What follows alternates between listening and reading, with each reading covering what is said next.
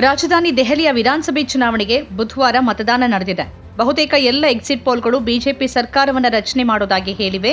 ಆದರೆ ಇತ್ತೀಚಿನ ವರ್ಷಗಳಲ್ಲಿ ಎಕ್ಸಿಟ್ ಪೋಲ್ಗಳ ಕಥೆ ಏನಾಗಿದೆ ಅನ್ನೋದು ಎಲ್ರಿಗೂ ತಿಳಿದಿರೋ ಕಥೆ. ಲೋಕಸಭೆ ಚುನಾವಣೆಯಲ್ಲಿ ಬಿಜೆಪಿ 400ರವರೆಗೆ ಸೀಟನ್ನು ಪಡಿಬಹುದು ಅಂತ ಹೇಳಿದ್ವು ಎಕ್ಸಿಟ್ ಪೋಲ್ಗಳು. ಆದರೆ ಆಮೇಲೇನಾಯಿತು? ಬಿಜೆಪಿ 400 ಬಿಟ್ಟು 300ಕ್ಕೂ ತಲುಪಲಿಲ್ಲ. ಬಹುಮತವನ್ನು ಕಳಕೊಂಡು ಮಿತ್ರ ಪಕ್ಷಗಳ ಆಸರೆಯಲ್ಲಿ ಸರ್ಕಾರವನ್ನು ರಚಿಸಬೇಕಾಯಿತು. ಹೀಗಿರುವಾಗ ಸ್ವತಂತ್ರ ಹಿರಿಯ ಪತ್ರಕರ್ತರು ದೆಹಲಿ ಚುನಾವಣಾ ಫಲಿತಾಂಶ ಕುರಿತಾಗಿ ಏನ್ ಹೇಳ್ತಿದ್ದಾರೆ ಅಂತ ಈ ವಿಡಿಯೋದಲ್ಲಿ ನೋಡೋಣ. ಹಿರಿಯ ಪತ್ರಕರ್ತರಾದ ಅಜಿತ್ ಅಂಜುಮ್ ಮತ್ತು ಅಭಿಸಾರ್ ಶರ್ಮಾ ದಿಲ್ಲಿ ವಿಧಾನಸಭೆ ಚುನಾವಣೆಯಲ್ಲಿ ಏನಾಗಬಹುದು ಅನ್ನೋ ಬಗ್ಗೆ ತಮ್ಮ ಸೋಷಿಯಲ್ ಮೀಡಿಯಾ ಖಾತೆಯಲ್ಲಿ ಸಮೀಕ್ಷೆ ನಡೆಸಿ ಬಂದಿರುವ ಅಂದಾಜಿನ ಸಂಖ್ಯೆಗಳನ್ನು ಹೇಳ್ಕೊಂಡಿದ್ದಾರೆ. ದೆಹಲಿ ಚುನಾವಣೆಗಳ ಕುರಿತು ಪತ್ರಕರ್ತರಾದ ಅಜಿತ್ ಅಂಜುಮ್ ಮತ್ತು ಅಭಿಸಾರ್ ಶರ್ಮಾ ಎಕ್ಸ್ನಲ್ಲಿ ಕೆಲವು ಪ್ರಶ್ನೆಗಳನ್ನು ಕೇಳಿದ್ರು. ಅಭಿಸಾರ್ ಶರ್ಮಾ ಅವರಿಗೆ ಎಕ್ಸ್ನಲ್ಲಿ 18 ಲಕ್ಷ ಫಾಲೋವರ್ಸ್ ಇದ್ದಾರೆ. ಅಜಿತ್ ಅಂಜುಮ್ ಅವರಿಗೆ ಎಕ್ಸ್ನಲ್ಲಿ 19 ಲಕ್ಷ ಫಾಲೋವರ್ಸ್ ಇದ್ದಾರೆ. ದೆಹಲಿಯಲ್ಲಿ ಬಿಜೆಪಿಗೆ ಎಷ್ಟು ಸೀಟುಗಳು ಸಿಗಬಹುದು ಅನ್ನೋ ಪ್ರಶ್ನೆಯನ್ನ ಪತ್ರಕರ್ತ ಅಜಿತ್ ಅಂಜುಮ್ ಕೇಳಿದ್ರು. ಈ ಪ್ರಶ್ನೆಗೆ 14,538 ಜನ ಪ್ರತಿಕ್ರಿಯಿಸಿದ್ದು 60% ಜನ ಬಿಜೆಪಿಗೆ ಕೇವಲ 15ರಿಂದ 20 ಸೀಟು ಮಾತ್ರ ಸಿಗುತ್ತೆ ಅಂತ ಅಭಿಪ್ರಾಯಪಟ್ಟಿದ್ದಾರೆ. ಇನ್ನು 26% ಜನ ಬಿಜೆಪಿಗೆ 36ರಿಂದ 44 ಸೀಟು ಸಿಗಲಿದೆ ಅಂತ ಅಭಿಪ್ರಾಯಪಟ್ಟಿದ್ದಾರೆ. ದೆಹಲಿ ವಿಧಾನಸಭೆಯಲ್ಲಿ 70 ಸೀಟುಗಳಿದ್ದು ಸರ್ಕಾರ ರಚಿಸೋಕೆ ಕನಿಷ್ಠ 36 ಸೀಟುಗಳು ಬೇಕಾಗಿದೆ. ಅಜಿತ್ ಅಂಜುಮ್ ಅವರ ಸರ್ವೆಯಲ್ಲಿ ಭಾಗವಹಿಸಿದ ಜನರಲ್ಲಿ 60% ಜನ ಬಿಜೆಪಿ ದೆಹಲಿಯಲ್ಲಿ ಸರ್ಕಾರ ರಚಿಸುವುದಿಲ್ಲ ಅಂತಾನೆ ಹೇಳ್ತಿದ್ದಾರೆ. ಎಪಿ ಮತ್ತೆ ಅಧಿಕಾರಕ್ಕೆ ಬರುವ ಎಲ್ಲ ಲಕ್ಷಣಗಳು ಕಾಣ್ತಿವೆ ಅನ್ನೋದೇ ಇವರ ಅಭಿಪ್ರಾಯ ಆಗಿದೆ. ಇನ್ನು ದೆಹಲಿಯಲ್ಲಿ ಕಾಂಗ್ರೆಸ್ ಈ ಬಾರಿ ಅಕೌಂಟ್ ತೆರೆಯಬಹುದು ಅಂತ 44% ಜನ ಹೇಳ್ತಿದ್ದಾರೆ. ಕಾಂಗ್ರೆಸ್ 3ರಿಂದ 5 ಸೀಟ್ ಗೆಲ್ಲಬಹುದು ಅಂತ 15% ಜನ ಹೇಳ್ತಿದ್ದಾರೆ.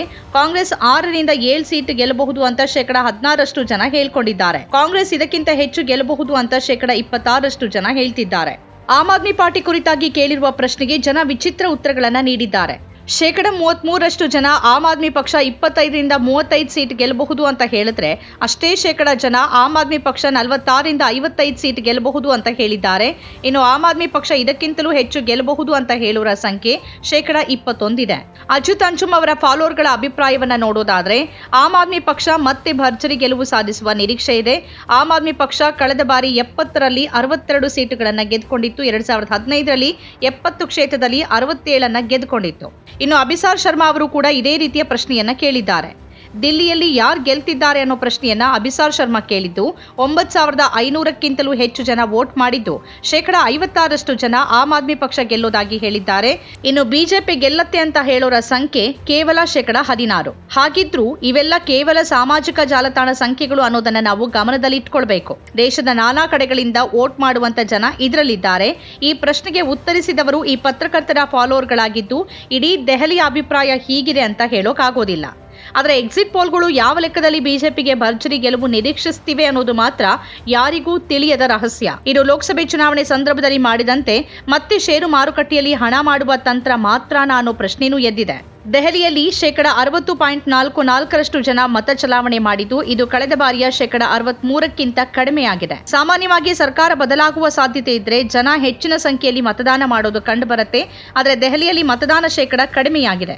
ಇದರರ್ಥ ಏನು ಅನ್ನೋದು ಇನ್ನು ಕೇವಲ 2 ದಿನಗಳಲ್ಲಿ ಗೊತ್ತಾಗಲಿದೆ. ಮತದಾನ ಮುಗಿದ ಬೆನ್ನಿಗೆ ಎಲ್ಲ ಚಾನೆಲ್ಗಳಲ್ಲೂ ಎಕ್ಸಿಟ್ ಪೋಲ್ ಭರಾಟೆ ಬಹಳ ಜೋರಾಗಿದೆ. ಎಲ್ಲರೂ ತಮ್ಮ ಸಮೀಕ್ಷೆಯೇ ನಿಜವಾಗಲಿದೆ ಅಂತ ಹೇಳ್ಕೊಳ್ತಿದ್ದಾರೆ. ಹೆಚ್ಚಿನ ಎಲ್ಲ ಸಮೀಕ್ಷೆಗಳು ಬಿಜೆಪಿಯೇ ಅಧಿಕಾರಕ್ಕೆ ಬರಲಿದೆ ಅಂತ ಹೇಳ್ತಿವೆ. ಆದರೆ ನಿಜವಾದ ಫಲಿತಾಂಶ ಫೆಬ್ರವರಿ 8ಕ್ಕೆ ಎಲ್ಲರ ಮುಂದೆ ಬರಲಿದೆ. ಸ್ವತಂತ್ರ ಪತ್ರಿಕೋದ್ಯಮ ಇಂದಿನ ತುರ್ತು.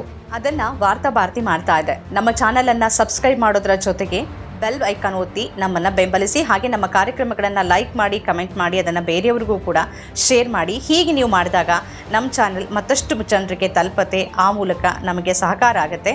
ಇದು ನೀವು ಯಾವುದೇ ಖರ್ಚಿಲ್ಲದೆ ಮಾಡಬಹುದಾದ ಸಹಕಾರ. ಧನ್ಯವಾದ.